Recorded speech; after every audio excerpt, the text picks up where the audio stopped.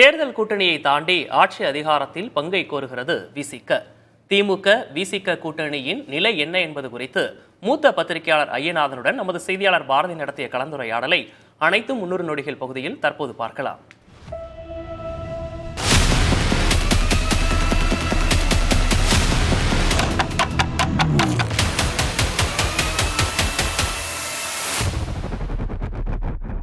வணக்கம். அனைத்தும் 300 நொடிகள்.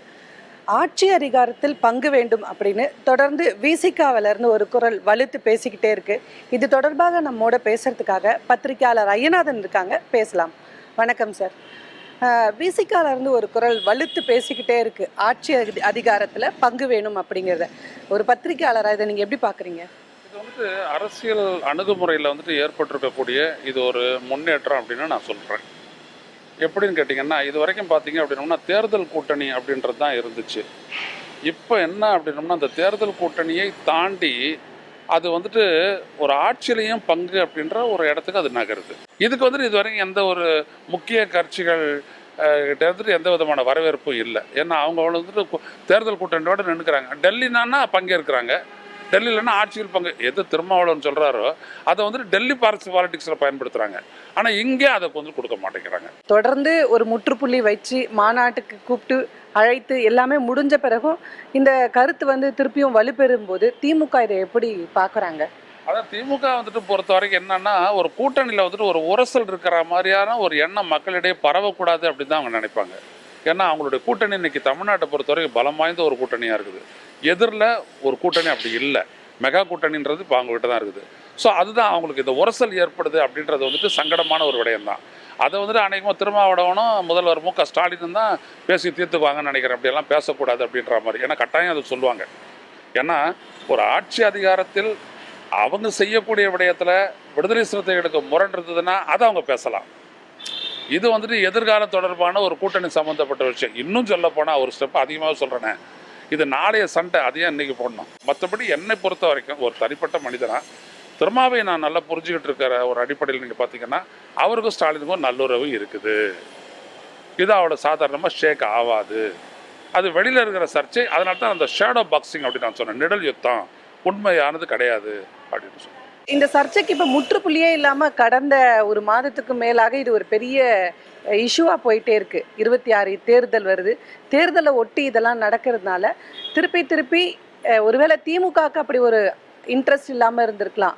ஆனால் விடுதலை சிறுத்தைகளுக்கான அந்த இன்ட்ரெஸ்ட் இருக்கு இல்லையா, அது எதை நோக்கி பயணிக்கும் சார்? இல்லை, விடுதலை சிறுத்தைகளுடைய இந்த ப்ரொப்போசிஷன் தான் அடுத்த தேர்தலுக்கு அவங்க கூட்டணி வைக்கிறதுக்கான அடிப்படை.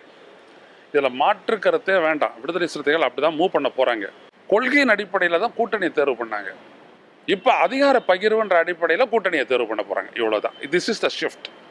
இது ஒரு ரேடிக்கல் ஷிஃப்ட் அப்படின்னு நான் சொல்லுவேன். ஆனால் திராவிட முன்னேற்ற கழகத்தை பொறுத்த வரைக்கும் விடுதலை சிறுத்தைகள் மத்தியில் ஒரு அதிருப்தி நிலவுதான்னா ஆம் என்று நான் வலிமையாக சொல்லுவேன். அதுக்கு காரணம் விடுதலை சிறுத்தைகள் கிட்ட நமக்களுடைய பலத்துக்கு ஏற்ற அங்கீகாரம் இந்த கூட்டணியில் கிடைக்கல அப்படின்ற ஒரு எண்ணம் இருக்குது. அதனுடைய பிரதிபலிப்பாக கூட ஆதவ அர்ஜுனனுடைய பேச்சு இருக்கலாம். அவரும் தானே உள்ளே இருக்காரு, தெரியும் தானே. அப்போது அதை சார்ட் அவுட் பண்ணுற இடம் இப்படி கிடையாது. திருமாவளவனுடைய வழிமுறை இப்படி கிடையாது. அது சார்ட் அவுட் பண்ணுற இடம் அந்த கட்சி தலைமையோட பேசுறது தான் அவருக்கான ஒரு இடம். தான் கட்சிக்குள்ளே விவாதித்து முடிவெடுக்கக்கூடிய விடயம் கிடையாது. ரெண்டாவது விஷயம், கூட்டணின்ற ஆப்ஷன் தேர்தல் அப்போ தான் வரப்போகுது. அப்போ தேர்தல் அப்போ let us cross the bridge when we come to it அப்படின்ற அந்த இடத்துல தான் திருமாவளவன் நிற்பார். அதில் எனக்கு ரொம்ப அவரை பற்றி தெரியும். எனவே அவர் அதிலெல்லாம் இந்த மாதிரி பேசுறது, இப்படி ஒரு சர்ச்சை இதில் கொண்டு போகிறதுலாம். ஏன்னா அவர் எதை கான்சன்ட்ரேட் பண்ணுறாருன்னா, மது ஒழிப்பு மாநாட்டினுடைய ஃபோக்கஸ் வேறு எங்கேயோ போதே அப்படின்ற கவலை தான் ஒரு 2 நாளைக்கு முன்னாடி அவர் பேசின கருத்தில் நீங்கள் பார்க்கலாம். மது ஒழிப்பு மாநாடு தான் என் ஃபோக்கஸு, அதையே இப்படியெல்லாம் போகணும், யார் வேணாலும் வரலான்னு சொன்னால் அதிமுக வர வழியா ஆமாம் அப்படின்ட்டேன். அதனால அப்போ எல்லாத்தையுமே அதிலிருந்து தான் குட்டி போட்டு வருது.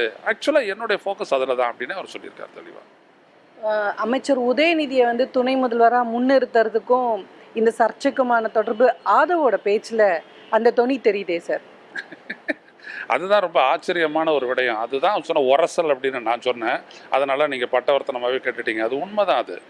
அதாவது துணை முதல்வராக ஆகிறதுக்கு அந்த தகுதி 40 ஆண்டு கால தலைவருக்கு இல்லையான்னு சொல்கிறது என்னை கேட்டிங்கன்னா, திருமாவளவனை குறைச்சி மதிப்பிடுறதா. யார் வேணாலும் துணை முதல்வர் இப்படிலாம் மந்திரியெல்லாம் ஆகிடலாம், தலைவன் ஆக முடியாது திருமாவளவன் மாதிரி. நான் ஒரு பத்திரிகையாளர் நான் சொல்கிறேன், நான் விடுதலை சிறுத்தைகள் கட்சிக்காரன் கிடையாது. ஆனால் திருமாவளவனை போன்ற ஒரு தலைவனாக ஒருத்தர் வரல முடியாது. அது வேறு விஷயம். நீங்கள் என்ன வேணாலும் நீங்கள் ஆகலாம். ஒரு சமூகத்தில் ஒரு அமைதி நிலவக்கூடிய, ஒரு மக்களை கொண்டு போகக்கூடிய, அவருடைய பிரச்சனைகளுக்கு தீர்வுக்காக போராடக்கூடிய ஒரு தலைமைன்றது வேறு. ஒரு செல்வாக்கினால் அந்த இடத்துக்கு வர்றது வேறு. அதை வச்சு இதை ஒப்பிட்டு ஆதவ் அர்ஜுன் பேசுனது ரொம்ப ரொம்ப தவறு. அது வந்துட்டு ஒரு பொருந்தாத ஒரு நிலை.